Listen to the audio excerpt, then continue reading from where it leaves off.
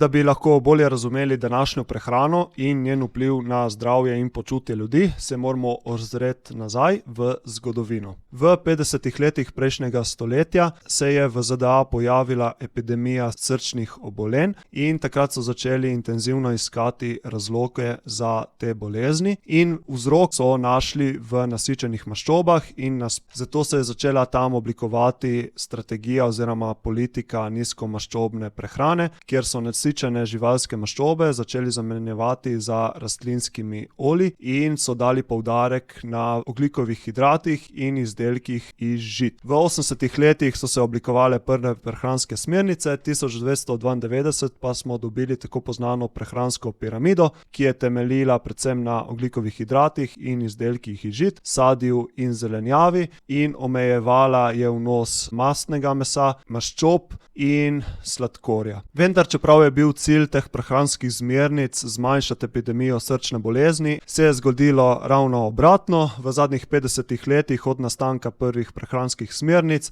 so tako epidemija debelosti, srčnih obolenj, rakavih obolenj kot tudi nevrodegenerativne bolezni v porastu.